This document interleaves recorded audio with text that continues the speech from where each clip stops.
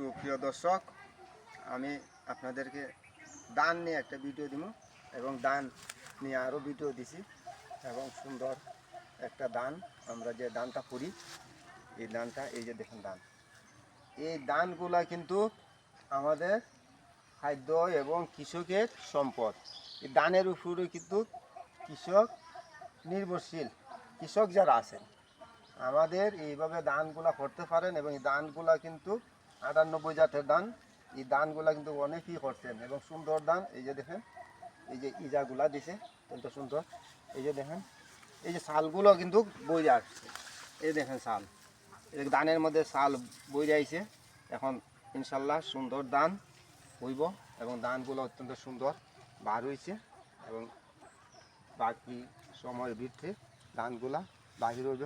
আর একটা জিনিস আমি ভিডিওর মধ্যে আপনাদের দেখাইতেছি, এই যে দেখেন, এই ধানের ক্ষেতের কিন্তু লাইন আছে।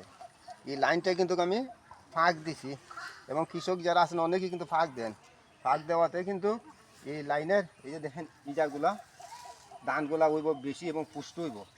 এই জায়গাটা ফাঁক থাকলে ক্ষেতের উপহার আছে এবং আলু লাগে, আলু যখন লাগবে তোর সময় ধানগুলা পুষ্ট হবে এবং ধানগুলা ভালো হবে।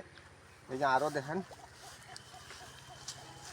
এর মাঝে কিন্তু পোকার আক্রমণ কম আছে বর্তমানে। এই যে পোকার আক্রমণ কম আছে এবং ধানগুলা অত্যন্ত ভালো হয়েছে। ইনশাল্লাহ সবাই কৃষক যারা আছেন ধান করেন, ধান করলে ধান বিক্রি করতে পারবেন, নিজে খাইতে পারবেন এবং ধান কিন্তু অত্যন্ত ভালো কৃষকের জন্য।